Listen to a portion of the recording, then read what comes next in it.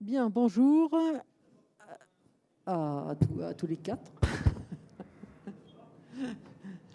Nous sommes là aujourd'hui donc pour cet après-midi pour parler pendant 3/4 d'heure du LIPS, une technologie de spectrométrie d'émission induite par laser. Et l'idée, c'est de voir un petit peu quels sont les nouveaux champs d'application en industrie de cette technologie. Quels sont les gains opérationnels? Quels sont les nouveaux outils? Quels sont les nouveaux usages? Comment est-ce qu'on va vers le LIPS? Pourquoi on va vers le LIPS? Alors, ce que je vous propose à tous les deux, on accueille donc la société Yumtech, Ronald de Berger-Lefébure, président fondateur, et Alain Jacques, le directeur commercial de Quantumerics, qui est une société qui distribue toute une gamme d'appareils portables dans l'ensemble, à chaque fois portable, oui, je crois. Essentiellement portable. Voilà, essentiellement portable dans le monde de l'industrie. Donc deux visions avec deux technos, avec deux approches différentes du LIPS. Donc ça nous permettra de balayer différents usages et d'essayer de peut-être mieux comprendre ensemble quand est-ce que moi industriel, je m'intéresse au LIPS, pourquoi et avec quel retour, quel intérêt. Alors, deux mots peut-être. Ronald Berger-Lefébure, deux mots de la société Yumtech en quelques lignes. En quelques lignes, oui. Virtuel et visuel. Enfin, peut-être pas encore. Je peux quand même vous mettre le début de... Hop, alors vous, c'est celui-là. Voilà. Celui-là. Très bien.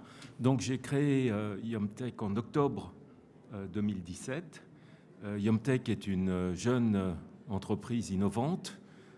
Aujourd'hui, nous sommes 5 salariés et nous sommes basés au Loges en Josas, c'est-à-dire sur le site de R&D du groupe Air Liquide. Nous relevons de la filière de valorisation du CEA, puisque nous disposons de brevets, d'une licence d'exploitation de brevets du CEA. Très bien. Quantumerics. Donc, bonjour, je m'appelle donc Alain Jacques, je suis le directeur commercial de Quantumerics. Quantumerics est une jeune société aussi, créée en juillet 2017. Et notre métier, c'est la distribution d'instrumentation scientifique. Donc, on distribue différentes techniques analytiques portables, notamment la LIBS, objet de la réunion d'aujourd'hui, la conférence. Et notre métier, en gros, c'est de déplacer le laboratoire sur le terrain à l'aide de nos solutions portables. Donc, on est basé à Saint-Aubin, dans l'Essonne, près du plateau de Saclay. Et nous sommes 4 personnes dans l'entreprise. C'est ça. Ça sera regarder la présentation de la société. Voilà. Et est-ce en 2 mots, avant que chacun, l'un et l'autre, développiez vraiment votre expertise, vous pouvez nous expliquer un petit peu d'où vient cette technologie LIPS, peut-être son principe, même si vous allez revenir, j'ai vu dans vos slides, sur le principe. Pourquoi est-ce qu'on recherche le LIPS, Le LIPS s'inscrit comment dans la chaîne analytique, dans les usages analytiques aujourd'hui? Je l'ai vu beaucoup à l'échelle du labo pendant des années, notamment dans le domaine de l'environnement. Qu'est-ce que ça apporte? En fin de compte, moi je parle du côté de Quantum, on est donc dans ce cas-là sur la portabilité. Donc l'appareil, vous l'avez ici, il fait 2 kg. En fin de compte, c'est pendant des années en appareil portable, on a souvent utilisé ce qu'on appelle la spectrométrie par fluorescence X, qui est une spectrométrie élémentaire, pour lequel on faisait l'analyse élémentaire de différents constituants, essentiellement des gros marchés dans le domaine de la métallurgie, pour tout ce qui est analyse d'alliage. Et on pouvait analyser chrome, nickel, manganèse, tungstène, enfin tous les éléments classiques d'analyage. Et on était un peu contraint par la fluorescence X à ne pas pouvoir analyser certains éléments constituants d'un alliage, tels que le carbone, pour les aciers inox ou pour les faiblement alliés. Et dans ce cas-là, si on voulait analyser le carbone, le soufre, le carbone, le lithium dans les aluminiums, le beryllium dans les cuivreux, il fallait passer par une autre technique de spectrométrie d'émission optique, qui était la spectrométrie par étincelage. Et ce sont des gros appareils sur chariot, avec des grosses bouteilles B20, avec une sonde à la main, une sonde de 3 mètres. Donc c'était comparativement à la fluorescence qui était totalement portable, il fallait passer sur des installations un peu plus complexes à utiliser. Et l'avènement de la LIBS a été intéressant parce que ces éléments qu'on ne pouvait pas faire en fluorescence X, tels que le carbone dans les inox ou les faiblement alliés, le beryllium, lithium, etc., on a pu le faire avec la technologie LIBS, qui est une spectrométrie élémentaire et c'est une spectrométrie d'émission optique, donc qui est complémentaire à la fluorescence X. D'accord, donc c'est venu répondre, adresser un marché qui était mal adressé par les outils portables. Voilà, D'accord. on avait des appareils transportables, et quand vous avez une société d'inspection comme SGS, Bureau Veritas, CETIM, etc., qui doit inspecter en une tour de craquage de raffinerie une vanne ou une canalisation pour être sûr qu'on est bien à 316L, avant, il fallait qu'ils prennent un gros appareil de 25 kg, la bouteille d'argon, etc., etc. Là, maintenant, avec un appareil de 2 kg, on fait... Ça bouchait, ça répondait vraiment. Exactement. Ça, c'est vraiment l'origine sur le métier portable. Exact. Et alors, une deuxième petite chose aussi, c'est que je parlais de spectrométrie par fluorescence X. Les appareils portables de fluorescence X intègrent un tube à rayon X. Et en France, dès qu'on utilise un tube à rayon X, il faut une autorisation préalable, une déclaration auprès de l'ASN. Donc ça s'est simplifié depuis quelques temps. Ça, on pourra faire les comparaisons. D'accord, ok. Après, effectivement, pour dire pourquoi je choisis l'un ou l'autre. Exactement, c'est comme ça aussi que la LIPS est arrivée, parce qu'il y avait des freins au niveau de la XRF par rapport à ça. Très bien. Ronald, dans le domaine du continu, vous êtes allé vers le continu, c'était la LIPS comblait aussi voilà, par manque rapport pour travailler ce créneau-là. Effectivement, la LIPS est une technique de caractérisation multi-élémentaire. Donc si on est à la recherche de plusieurs éléments, on obtient cette information en instantané quasiment. Et en ce qui nous concerne, on vise des applications de monitoring en ligne. Donc effectivement, ça n'existait pas en LIPS. Disons que, enfin voilà, ça peut ne pas exister parce que depuis Colbert, il y a quand même beaucoup de choses qui existent. Mais le fait est que s'il y a un intérêt pour des marqueurs chimiques, des éléments, faire du monitoring en ligne in situ en temps réel, c'est vrai que c'est moins courant. Alors après, ça existe, j'ai envie de dire tout existe, et puis en même temps, on verra, on dispose d'accessoires qui nous permettent d'être tout à fait uniques en singularité, j'allais dire, par rapport à ces besoins-là. D'utiliser donc le potentiel du LIPS sur ces applications, même si ces applications pouvaient avoir d'autres formes, mais on verra qu'il y a des avantages plus précis. Alors, on va maintenant, ce que je vous propose, c'est de vous laisser développer l'un et l'autre, peut-être un peu plus en détail, votre offre. D'accord. Je vous donne le bip, normalement, si ça marche, vous pourrez passer de l'un à l'autre. Okay. On essaye. Ok, on essaye. Il est là, le capteur. Il est là. Voilà, okay. Sinon, sinon, je vous approche le... D'accord, non, mais ça va être bon. Ouais, c'est bon, ça marche? Ouais, ça fonctionne. Parfait. Donc voilà, ce que vous voyez en photo, c'est notre LIBS portable. Alors la LIBS portable, c'est de la spectrométrie élémentaire. L'intérêt, c'est qu'on a intégré dans ce type d'appareil des courbes de calibration qui permettent de répondre à différents besoins analytiques. On est capable, alors le gros marché actuellement, c'est le domaine de la métallurgie, pour tout ce qui est analyse d'alliage, donc pour contrôler que nos clients industriels réceptionnent bien la bonne matière première, que quand on a un 316L, c'est bien un 316L et pas un 304, ou tout type d'alliage.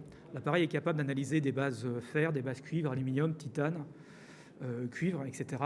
Et donc on fait une chimie, on fait non seulement du qualitatif, mais avec ces cours de calibration aussi, on fait du quantitatif. Donc on a la concentration précise des différents constituants, et en fonction des différents éléments trouvés, ça vous donne le type d'alliage. Donc là, on voit typiquement une personne qui analyse une tôle qui vient de réceptionner pour être sûr que c'est bien conforme au certificat matière.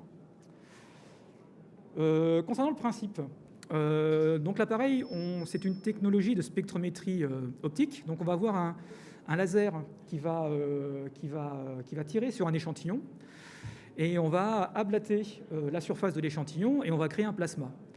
Lorsque ce plasma refroidit, le plasma va émettre différents photons de longueur d'onde qui vont être piégés sur un spectromètre. Donc, dans l'appareil, on a 3 spectromètres qui vont de 190 à 950 nanomètres. Et en fonction de l'énergie du photon qui tombe sur le détecteur, on va dire il y a du nickel, du carbone, etc., etc.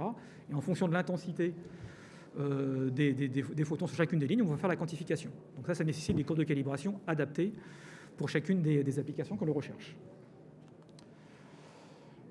Ces appareils sont, pour optimiser, je dirais, la précision, on va inerter le point de mesure, le plasma, avec une bouteille d'argon. Le fait d'inerter le point de mesure à l'argon permet, d'une part, d'analyser le carbone, qui est l'élément le plus compliqué à analyser, je dirais, dans un alliage, et en plus de réduire, je dirais, d'améliorer la réponse en signal d'un facteur 10 à 30 suivant les éléments. On va voir aussi que la technologie de LIBS nécessite une préparation d'échantillons. Donc il faut mettre un petit coup de meuleuse portable sur l'échantillon pour bien analyser le carbone, parce que la simple trace de doigt fait exploser le taux de carbone, donc on va avoir une mauvaise information par carbone. Donc, excusez-moi, la préparation d'échantillons est importante. Et on a aussi des petits tirs de nettoyage que fait le laser avant de faire des tirs d'acquisition. Donc là, on voit l'influence du nettoyage. Là, typiquement, on voit le sodium et le calcium. C'est typiquement les traces de doigts. Et on voit que plus on fait des tirs de nettoyage, et plus ces concentrations sodium-calcium descendent, ce qui fait que la pièce est propre. Donc le fait de passer un coup de meuleuse permet aussi de gagner du temps sur l'analyse. On a un logiciel, parce que je parle de la métallurgie, mais j'ai des clients qui sont des universitaires ou dans le domaine académique, qui vont, eux, créer leur propre courbe de calibration avec un logiciel qui s'appelle Profile Builder, qui va permettre à nos clients de récupérer leurs propres standards et de faire leur propre courbe de calibration. Donc on n'est pas sur une boîte noire où on ne sait pas ce qu'on fait la machine. On a des opérateurs qui peuvent très bien créer leur propre courbe de calibration. On avait vendu un appareil au laboratoire de recherche des monuments historiques où ils analysent des vitraux, des poteries, des cols, des dagues, des pièces, etc. Ils ont développé chacune des courbes de calibration pour ces différentes matrices. Alors, je parlais de type de calibration. Qu'est-ce que l'on fait avec ce type d'appareil ? On a un gros marché en France qui est 80%, je dirais, c'est le domaine de la métallurgie et de l'analyse d'alliage.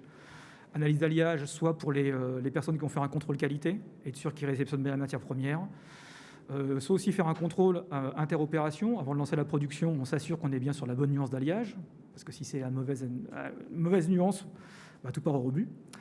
Et aussi en expédition, contrôler que la pièce que l'on envoie, c'est bien la bonne pièce avec la bonne nuance. On a aussi une grosse partie sur les pays d'Afrique du Nord, pour nous, qui est la partie mining, où on a des applications minières.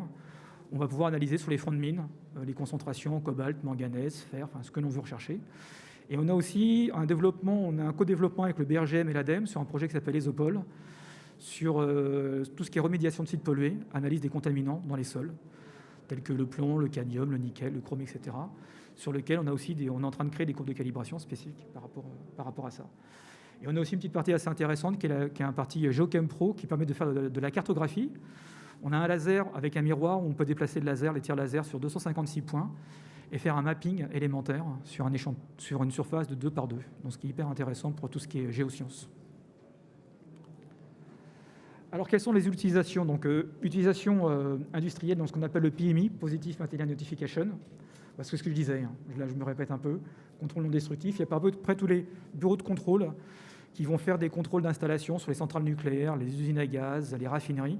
Quand ils font des arrêts de tranche, ils vont s'assurer que la vanne qui a été remplacée a bien été remplacée avec le bon alliage, que la soudure a été le métal d'apport, c'est le bon métal d'apport, etc. Donc la LIBS a cet énorme intérêt de pouvoir donner des informations supplémentaires que ne faisait pas la fluorescence X, tout en ayant un appareil qui fait 2 kg, et puis avoir un appareil qui faisait 25 kg, qui était extrêmement complexe à utiliser. Alors, je ne dénigre pas cette technologie, j'en vends aussi. On a des clients qui sont réfractaires au changement, qui veulent toujours de l'étincelage, donc on leur produit des appareils étincelage. Mais le sens de l'histoire va plus vers la LIBS. Je parlais de la fluorescence X tout à l'heure. Nous, on fait les deux. On fait SciAps a une plateforme XRF, une plateforme LIBS. Donc, je ne vais pas vous dire que la XRF, c'est mieux que la LIBS ou inversement. Ce sont des techniques qui sont complémentaires. Il faut savoir que la fluorescence X sera beaucoup plus résolutive au niveau de Mendeleïev sur les numéros atomiques qui sont lourds, alors qu'inversement, la LIBS sera plus résolutive sur les éléments, sur les numéros atomiques légers. Pour information, en fluorescence X, quand je veux analyser le plomb dans un sol, je peux analyser 2-3 ppm de plomb avec la fluorescence X. Avec la LIBS, je monte à 100 ppm. Donc on voit tout de suite qu'on n'a pas les mêmes ratios. Sur un alliage en fluorescence X, le magnésium, j'ai le dosé à 0,2% maximum. Enfin, la concentration la plus faible sera de 0,2%, alors que ce sera une centaine de ppm en LIBS. Donc il se trouve après qu'on a des recouvrements qui font que sur la métallurgie, l'ensemble des éléments sont très sensibles sur la partie LIBS. Donc on a les éléments légers en plus pour la LIBS, donc carbone, lithium, beryllium, bore, qu'on ne fait pas en fluorescence X. Et aussi un des gros intérêts, on l'a constaté assez rapidement quand on a commencé à proposer ces appareils en 2017, c'est qu'on a beaucoup d'entreprises qui ne veulent plus gérer des autorisations auprès de l'ASN. L'ASN, c'est l'autorité de sûreté nucléaire qui vous donnera une autorisation d'utiliser un appareil à fluorescence X portable avec un tube à rayon X. Et même si ces appareils ne sont pas dangereux parce qu'on n'est pas soumis à port de bac dosimétrique, etc., vous avez néanmoins à monter un dossier auprès de l'ASN de déclaration et d'avoir au sein de l'entreprise une personne dite PCR, personne compétente en radioprotection, qu'on appelle maintenant conseiller en radioprotection. Donc, il faut faire un stage de 3 jours, etc. Donc, il y a des contraintes. Et il y a de plus en plus d'industriels qui ne veulent plus gérer les rayons X au sein de leur entreprise. Donc, s'ils n'ont plus de solution analytique en fluorescence X, ils ont l'alternative de l'ELIPS. Et j'ai un gros domaine de l'aluminium que je ne peux pas citer parce qu'on a signé un NDA, qui a remplacé son parc de fluorescence X portable par de l'ELIPS.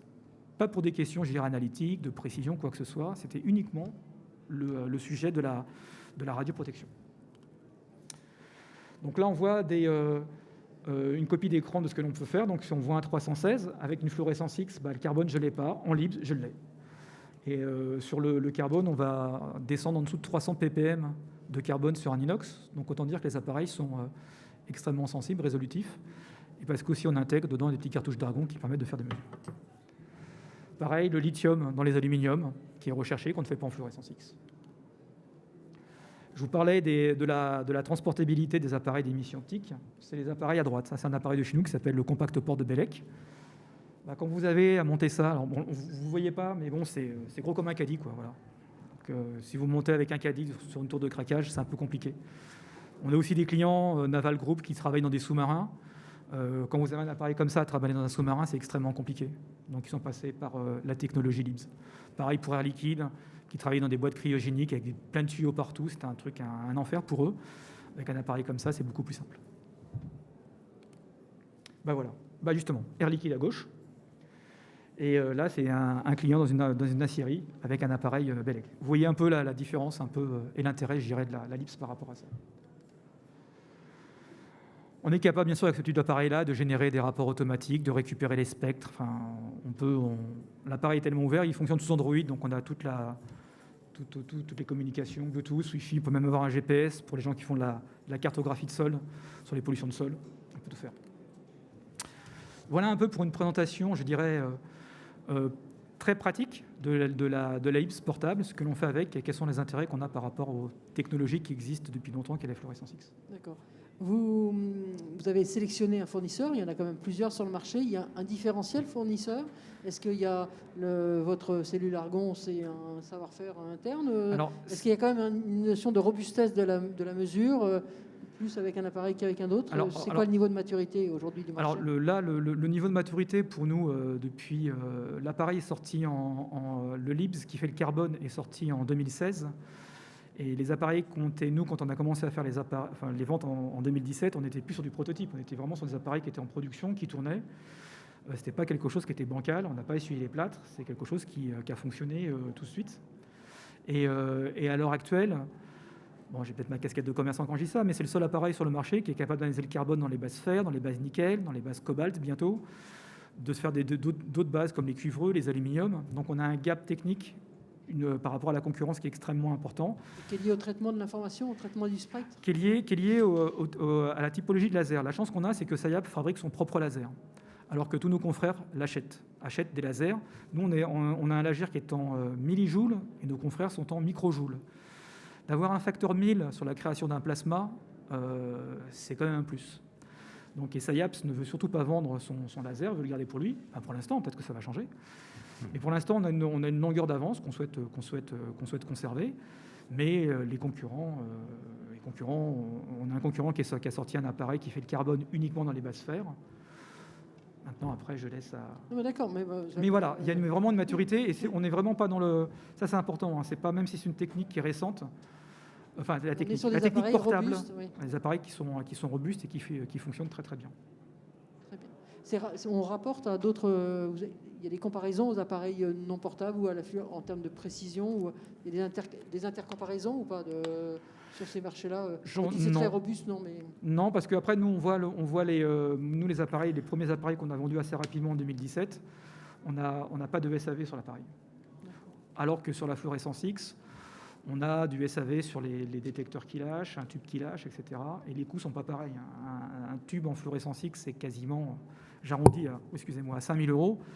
alors qu'un laser, c'est 2 000 €. Un spectromètre, là-dedans, c'est 800 €, alors qu'un détecteur, c'est 4 000 € en fluorescence X. Donc c'est aussi un produit qui est plus accessible Au niveau de la maintenance, c'est pas plus accessible en termes de coût. Non, d'accord. C'est 2 fois plus cher qu'une fluorescence X. C'est 2 fois plus cher, mais par contre, en maintenance, ça fait partie des choses Exactement. qui peuvent se gérer. Ronald, je me tourne vers vous, je remets vos slides. Alors là, on va passer finalement avec vous à un nouvel usage de la fluor... Vous pouvez le tourner, oui. Pardon. Voilà. Du LIPS, parce que c'est ça qui fait votre... Ça marche ou pas? Le truc est là. Oui, ça va. C'est bon. D'accord. C'est ça qui fait votre particularité, c'est d'amener le LIPS dans le secteur du continu, du temps réel. Temps réel, c'est déjà temps réel, mais continu. Voilà, exactement. Expliquez-nous un peu tout le champ de... Voilà, tout votre champ d'action. Notre raison d'être, c'est de concevoir, fabriquer des instruments de mesure. Donc effectivement, on part d'un besoin alors qui correspond un peu à ce qui a été dit. Avec Alain, on est forcément complémentaires. On est différent dans le positionnement produit, puisque nous, notre caractéristique va être sur le in situ, au cœur du process, sans opérateur. Donc c'est toute la différence. On est là pour faire du monitoring. Donc le monitoring, c'est vieux comme principe, et là, en l'occurrence, ça se décline par rapport à des éléments d'intérêt qui sont des marqueurs chimiques. Alors, ça procède d'un constat où les industriels ont besoin d'informations temps réel in situ. Bon, ça, c'est pas nouveau non plus. Mais en l'occurrence, avec la LIPS, on arrive effectivement à envisager désormais des applications temps réel in situ. Alors, je ne vais pas revenir là-dessus. Bon, c'est une autre façon de présenter la LIPS. Donc, vous avez compris que la singularité de la LIPS, c'est de pouvoir couvrir l'ensemble des éléments du tableau périodique que vous avez ici. Donc, il y en a 118 au total. Donc, au fond, lorsque vous analysez une barre d'acier constituée de carbone et de fer en principe, mais vous pouvez éventuellement détecter d'autres éléments. C'est ça la puissance de l'information LIPS, c'est qu'elle va vous donner l'empreinte des éléments chimiques et parfois vous informer d'ailleurs de la présence de certains éléments que vous ne vouliez pas ou vous ne saviez même pas être sur le matériau. Donc c'est multi-élémentaire, sans restriction. Donc le principe, Alain l'a présenté, c'est une ablation laser, donc ça va très vite. C'est de l'ordre de quelques nanosecondes, mais en même temps, c'est un plasma, donc c'est compliqué. C'est jamais très régulier. Enfin bon, voilà. Ceci pouvant éventuellement expliquer pourquoi la LIPS, en tant que technique émergente, on en a souvent entendu parler au niveau académique, dans les labos, mais il est vrai, lorsqu'on est sur des applications portables et industrielles, là, on est dans un autre univers, vous connaissez sans doute, à savoir, il faut que ce soit effectivement robuste, fiable, H24, 365 si nécessaire, etc. Donc on n'est plus du tout sur un banc optique. Et c'est là où la maîtrise d'un phénomène physique qui va être à l'origine de l'ablation matière, donc la source de l'information LIPS, mérite sans doute d'être maîtrisée, et il a fallu sans doute du temps pour le faire. Donc notre métier en 2 mots, je pourrais rajouter data-driven. Donc à la base, pour le coup, on ne fabrique pas les lasers, on est intégrateur photonique et éditeur de logiciels, d'une suite logicielle complète qui pilote les composants photoniques, l'interface IHM bien sûr, et puis en même temps, ça a été évoqué, c'est un point très important, c'est le traitement de données. Traitement de données qui fait appel à des algorithmes mathématiques, voire des logiciels de type intelligence artificielle, réseau de neurones, avec des modèles multivariés, supervisés, non supervisés, parce qu'au fond, la LIPS, elle vous donne tout. Et puis en même temps, il peut y avoir des effets de matrice. Si j'avais un petit pointeur, je ne sais pas, il y en a un là-dessus? Non. L'interaction se fait au niveau du faisceau, donc c'est là où on voit l'échantillon. Et donc, il peut y avoir, en fonction de la nature de l'échantillon que vous analysez, des phénomènes dits de matrice. Alors, j'ai oublié de dire, y compris Alain, mais quand on couvre l'ensemble des éléments du tableau périodique, ça veut dire qu'on est capable d'analyser les 3 états majeurs de la matière, solide, liquide et gaz, aérosol. Alors, c'est peut-être pas le cas des portables pour l'instant, il y a certaines contraintes, mais dans l'absolu, le signal LIPS, et en ce qui nous concerne, effectivement, on se positionne sur le champ du possible LIPS. Donc, je disais simplement, c'est qu'il y a des phénomènes d'interférence. Donc, ce n'est pas trop d'informations tue l'information, mais il faut traiter. Et c'est là où il faut des algorithmiques un peu savantes pour pouvoir effectivement retrouver la différence entre le normal et le non normal, donc l'anomalie, ou par rapport à certains éléments chimiques que vous avez identifiés par rapport à un étalon, et puis d'autres qui viendraient surgir, et donc il faut pouvoir les caractériser. Sur cette slide, c'est juste pour vous dire qu'on conçoit, enfin il y a des brevets, on s'appuie sur le CEA. Donc sur votre gauche, vous avez une sonde, donc Alain a parlé beaucoup de métallurgie, donc nous, notre principe, encore une fois, c'est un instrument de mesure en ligne, et cette sonde, elle est destinée à du métal en fusion. Donc depuis Colbert, dans la métallurgie, il y a tellement de capteurs qu'on se dit, mais qu'est-ce qu'on va y faire? Là, on va se situer plutôt dans le creuset. Les photos qu'on voit en général avec un métal en fusion à 1500 degrés Celsius.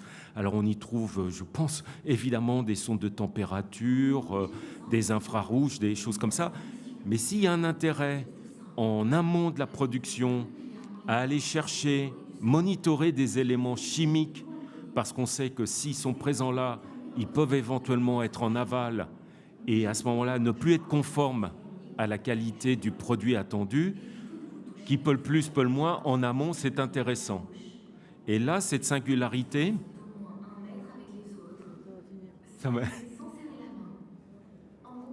On va écouter ça. Bon, vous le saviez peut-être, vous l'aviez peut-être déjà entendu. Ouais, donc c'est pas un scoop. Alors, en fait, sur cette sonde-là, l'idée, c'est, si vous voulez, sans rentrer dans les détails, mais l'intérêt du portable, c'est que vous arrivez, vous vous mettez en contact et vous tirez. La LIPS procède de ce faisceau laser qui va tirer à la surface du matériau. Par exemple, le CEA, un des laboratoires avec lesquels nous sommes en contact, a participé à la conception d'un des instruments du rover Curiosity, le SHEMCAM, qui depuis 2012 est sur le sol martien, et donc ils ont conçu la partie optique. Donc, si vous avez vu un reportage, on est bien à chercher une information en ablatant la surface d'un matériau. Et là, en l'occurrence, on veut déterminer la nature chimique du sol martien. Donc, lorsqu'on est dans un métal en fusion, Alain le sait, lui c'est du solide, en fusion à la surface, il y a des phénomènes d'oxydation, il y a des laitiers. Et donc, si on venait à tirer à la surface du métal en fusion dans le creuset, on ne va pas analyser en fait le produit en tant que tel. On va analyser des phénomènes externes, exogènes. Et donc, du coup, non pertinent au regard du monitoring qu'on est censé mettre en place. L'intérêt de cette sonde, c'est de plonger. Elle est à immersion, elle va brasser mécaniquement de façon à avoir une surface homogène, parce que tout ce qui est important dans un instrument de mesure, c'est quelle est la représentativité des échantillons sur lesquels vous allez travailler. Donc ça, c'est un point clé. Et en l'occurrence, en s'assurant d'un volume homogène, on va être au cœur du matériau qu'on doit analyser. Donc voilà l'intérêt et une spécificité, puisque là, on peut être à 1500, 1600 degrés Celsius, voire moins, bien sûr, et au cœur du process. À droite, c'est un autre principe, c'est une autre cellule d'échantillonnage, en quelque sorte, où là, on est dans le phénomène des aérosols. Donc l'idée, c'est de faire de l'analyse LIPS, donc multi-élémentaire, d'éléments chimiques, qu'on va appeler à ce moment-là plutôt particules ultra fines, donc on va aller chercher parfois les mêmes éléments, le mercure, l'arsenic, le plomb, mais dans les aérosols. Alors contrairement à un matériau solide, voire liquide, si vous voulez effectivement faire une analyse d'un flux chimique, c'est pas très compliqué de l'observer, vous faites une boucle de dérivation, enfin, vous avez une cellule d'échantillonnage. En gros, on va tirer à bon escient en regardant le process. Dans l'air, alors on n'est pas forcément dans le sanitaire comme ici, mais plutôt dans l'environnemental, puisque vous voyez des fumées industrielles, donc de l'émission dans l'air. On sait tous que le laser, il ne sait pas où sont les nanoparticules, étant donné qu'elles sont invisibles, à l'œil nu aussi. Donc la cellule d'échantillonnage, c'est une lentille aérodynamique brevetée qui fait qu'on va pouvoir en fait aligner des nanoparticules et pouvoir mettre en place le faisceau laser à bon escient. Donc c'est aussi simple que ça, hormis que là, il y a de la techno. Et puis, je dirais que la LIPS apporte alors une information multi-élémentaire en temps réel par rapport aux aux éléments nocifs, par exemple, puisqu'on touche des risques sanitaires dans ce contexte-là. Voilà, c'était 2 exemples. L'exemple nano, il est en cours de développement. Alors, il y a une maturité. Mais oui, la sonde par contre, c'est tout à fait mature. Voilà, c'est vrai que on est récent, hein, on a à peine 3 ans d'existence, et il est vrai qu'il y a des degrés de maturité différents. La sonde, elle est opérationnelle, alors que la lentille aérodynamique et tout le principe pour les aérosols, on est sur un niveau plus bas. C'est plus compliqué d'étalonner. Alain a expliqué que, vous le savez, évidemment, tout instrument de mesure doit être calibré. Alors après, il y a différentes méthodes, mais on va prendre une méthode toute simple, droit d'étalonnage, des étalons. C'est vrai que pour faire des nanoparticules à partir d'un aérosol étalon, ça sous-entend qu'on connaisse le nombre de particules qu'on va injecter à un moment donné par unité d'œuvre. Ça se manipule quand même moins bien que d'avoir des étalons d'aluminium, etc. Donc c'est des process, des procédures très complexes avec aussi un côté réglementaire, normatif, méthodologique plus avancé, puisqu'encore une fois, on touche du doigt des risques sanitaires. Et donc, je ne dis pas que dans l'industrie, la conformité est plus facile, mais là, en l'occurrence, on peut s'appuyer sur ce type de mesures, on pourra s'appuyer sur ce type de mesures pour aller expliquer aux parties prenantes, suite à l'incendie de Lubrizol, qu'en temps réel, on a observé des phénomènes, alors qu'aujourd'hui, il faut attendre plusieurs semaines, sachant que les phénomènes en question, ça fait longtemps qu'ils ont été soit évacués par l'eau qui est tombée dans les sols, et puis les vents ont poussé les particules tellement loin qu'on ne sait même pas de quoi il s'agissait. Donc voilà. Et là, ça sous-entend quand même une réglementation. Alors là-dessus, je ne reviens pas. Nous aussi, on a une suite logicielle complète avec les différents modules qui vont bien. C'est une boîte qui est ouverte par rapport à un instrument que l'on commercialise depuis le mois de novembre 2018, qui est un instrument de qualification de la technologie. Donc on est plutôt dans un laboratoire central d'une société qui va vouloir qualifier et qui va effectivement rencontrer des oppositions, entre guillemets, classiques à la conduite du changement, c'est-à-dire on est habitué à telle technologie, pourquoi changer? Et donc ça peut prendre du temps, et en tout cas ça passe par une phase de campagne de mesure qui va démontrer la robustesse, la fiabilité des résultats obtenus. Ça, c'est évidemment fondamental. Donc notre métier, c'est de répondre à des cahiers des charges avec cet objectif de passer dans des applicatifs en ligne. Alors quelques exemples, sans rentrer dans les détails, parce que de toute façon, ça va aller assez vite, et puis il y a aussi des accords de confidentialité, mais tout le monde parle de recyclage, bien évidemment, ça fait déjà un petit moment, mais au fond, lorsque vous êtes dans un processus de réception de matières premières, désormais, vous avez de la matière première primaire, issue éventuellement d'une ressource naturelle non reproductible, et vous avez une matière première secondaire issue d'un processus et que vous allez recycler. Vos critères de qualité en entrée doivent vérifier que quand vous faites ce mélange, il est homogène et conforme à ce que vous attendez. Et parfois, sur des métaux, vous récupérez de la ferraille de X, Y, Z endroits, et c'est absolument pas évident que vous ayez effectivement la même qualité d'intrant à ce niveau-là. Ensuite, dans le domaine de la chimie, pareil, on rentre dans des process peut-être plus de formulation, c'est-à-dire que à l'entrée d'un réacteur, on peut avoir plusieurs sources d'approvisionnement. On peut injecter au cours de ce process un certain nombre d'éléments chimiques pour constituer une formulation. Et en général, le protocole, il est standard, c'est-à-dire qu'on va faire en sorte qu'on va mettre systématiquement la même quantité d'éléments de façon à créer cette fameuse formulation. Or, parfois, il peut y avoir des variations. Peut-être qu'il est plus intelligent, grâce au monitoring, de doser à bon escient. Et si en plus ces éléments que vous rajoutez dans le cadre de cette formulation coûtent cher, c'est autant d'éléments gagnés d'un point de vue économique. Donc vous avez eu des présentations. Il y a un stand ici qui représente Axel One Analysis, une charmante dame qui également fait partie de l'équipe Axel One Analysis. Et nous appartenons à un consortium d'instrumentalistes qui valorise en fait cette plateforme de mutualisation d'équipements dédiés à l'analyse industrielle et plus particulièrement l'analyse en ligne pour la chimie. Alors voilà l'exemple de la métallurgie. Donc il y a plein de points de plugging en quelque sorte Mais on s'aperçoit que de plus en plus, pour des questions de coût, pour des questions de flexibilité, pour des questions d'approvisionnement qui viennent de divers endroits, flexibilité, c'est-à-dire que peut-être qu'on va être obligé de faire plus de produits qu'on ne l'aurait voulu, donc il faut tracer. Bref, on peut avoir besoin d'un monitoring in situ.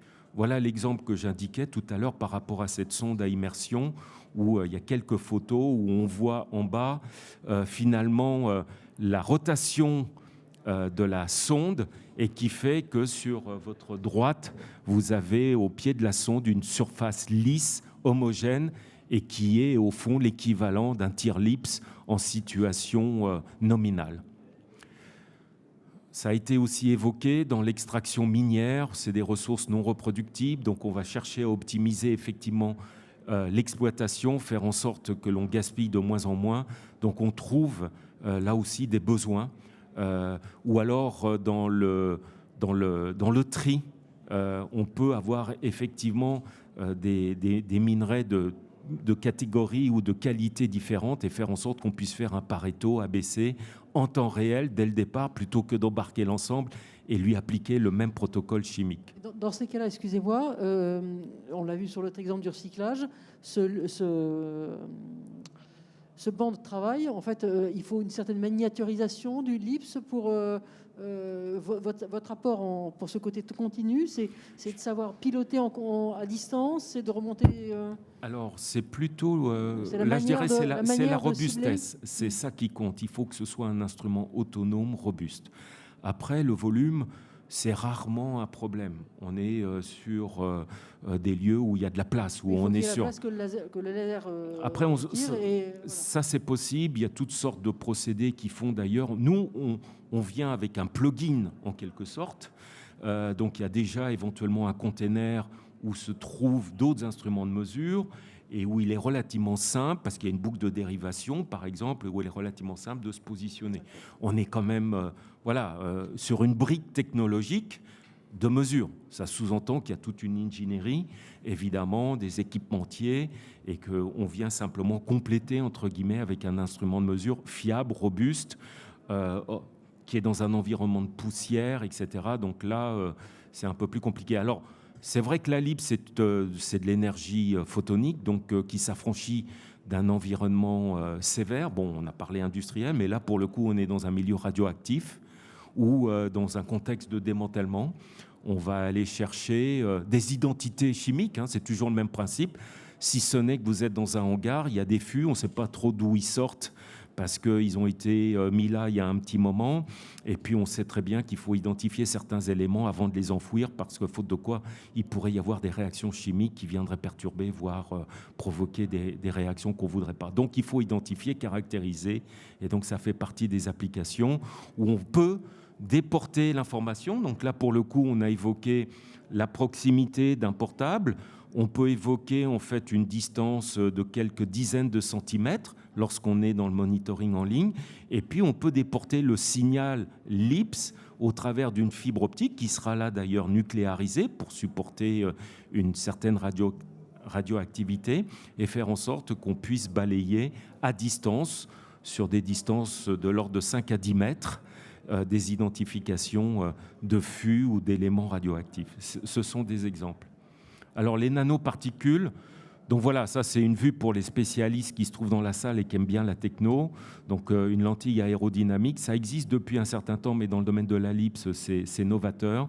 Et donc, le principe, c'est en fait c'est d'aligner en quelque sorte les nanoparticules avec tout un processus de jet de gaz et d'une chambre où on n'est pas dans un vide absolu, mais il y a effectivement peu de perturbations, puisque comme tout à l'heure on a évoqué l'argon, d'inerter la surface, en fait, c'est simplement éviter l'oxygène ambiant.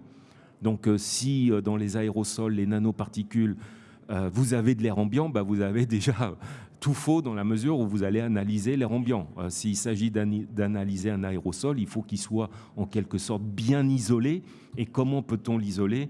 C'est en y mettant du vide autour, en gros. Donc c'est le principe que l'on applique. Donc il y a des risques sanitaires très forts, effectivement associés à ce cas d'usage, qui émergent. Hein. C'est encore très récent, la réglementation, vous le voyez, elle est pas encore bien définie. sur un principe de base, c'est qu'aujourd'hui, dans ce domaine-là, au niveau des concentrations, tous les appareils offrent une mesure de concentration en masse. On fait des filtrations, enfin pas que dans ce domaine-là, mais c'est le principe d'un filtre. Et on va ensuite analyser ce filtre. Donc on a une estimation de la masse. Nous, notre objectif, c'est un nouveau paradigme, c'est des niveaux de concentration en nombre. Donc on saura dire combien de particules, et non plus de faire des estimations de masse. Et de quoi? Et de quoi? Alors, la LIPS, c'est ça. Après, il y a quand même un petit peu de logiciel. Alors, je ne sais pas si ce sera de la chimiométrie ou du data-driven ou les deux. Mais en tout cas, oui, il faudra déterminer. Et on pourra donc dire, dans un applicatif que l'on connaît et que vous connaissez peut-être, dit des métaux lourds, ce sont des éléments traces métalliques qu'on trouve partout, mais là, en l'occurrence, dans l'air.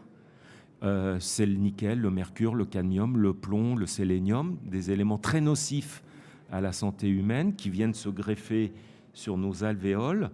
Et l'OMS estime aujourd'hui qu'il y a à peu près 7 millions de morts par an, plus ou moins liés à ce phénomène de métaux lourds. Donc là, en l'occurrence, on pourra apporter une information de mesure. Après, comment elle sera exploitée, etc., vous vous doutez bien que ça dépendra qui vous êtes. Voilà.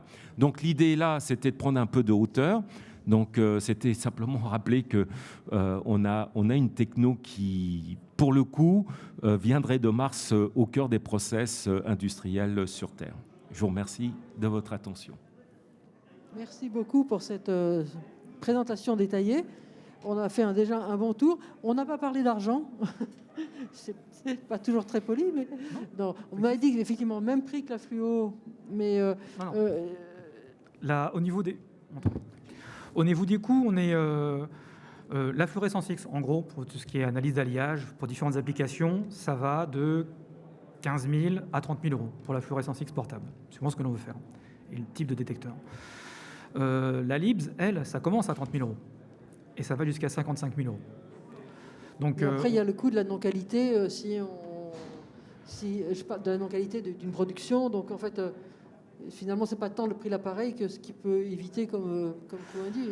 Alors, c'est sûr que... c'est toujours le problème de ce que... Il ne faut pas parler le coût pour le coût, mais... Alors, le problème dans la mesure, c'est que la mesure, ça a toujours été un mal nécessaire. C'est-à-dire que d'investir dans un appareil qui mesure, nos clients préféraient mettre de l'argent dans des appareils qui produisent plutôt que dans des appareils qui contrôlent. Mais... Après, le process qualité implique aussi de contrôler et puis de ne pas produire n'importe quoi. Donc, ce type d'appareil s'inscrit dans cette dynamique. C'est sûr que c'est une technologie... La fluorescence X, j'en vends depuis 25 ans, donc c'est une technologie... je ne dis pas qu'on a atteint un plafond de verre, mais on arrive à quelque chose où les évolutions techniques vont être de plus en plus à la marge. Là, la LIBS, on a tout à faire. C'est-à-dire que les premiers appareils qui existaient, c'est chez Apps en 2012. C'était un appareil qui faisait plus de 3 kilos, qui était un peu plus grand que ça, qui coûtait 70 000 euros et qui ne faisait pas le carbone. Donc un intérêt très limité pour nos clients. Là, on arrive à la troisième génération. Il y a une quatrième génération qui devra arriver en début d'année prochaine. Et donc voilà. Donc, il fera quoi de plus ? Il fera exactement la même chose, sauf qu'il sera... Il vous dira quelle est la personne qui utilise la... Non, il sera beaucoup plus petit.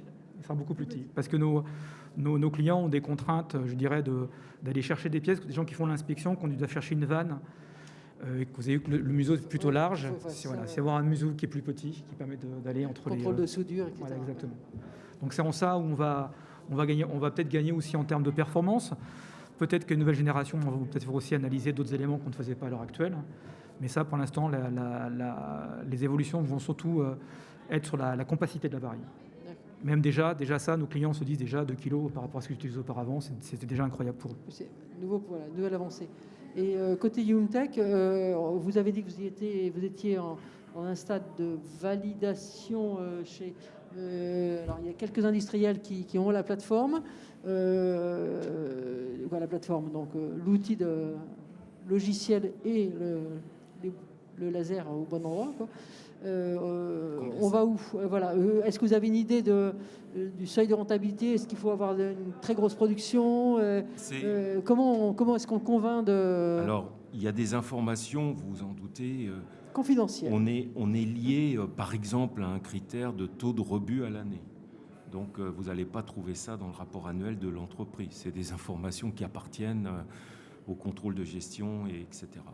Mais c'est lié à ça. Ce coût de la non-qualité. Ce coût de la non-qualité, c'est ça qui détermine le passage. C'est un des critères, par exemple, effectivement.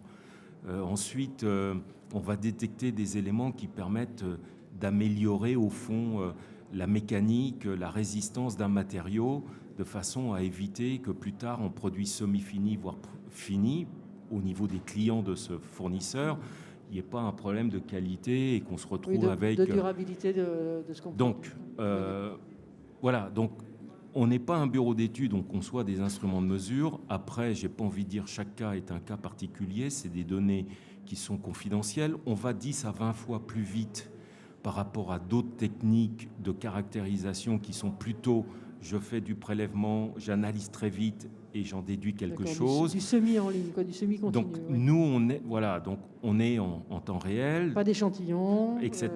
Donc les gains, si vous voulez, peuvent être... Enfin, le ROI peut être sur 6 mois, 1 an, quelques années, ça dépend où on se trouve. Ça dépend du cours de la matière première. C'est quand même très, très variable. Après... ça permet de faire sauter quand même un verrou de contrôle continu, de contrôle qualité, de Il y a des producteurs, sécurité. vous savez, toutes les technologies sont bonnes à prendre.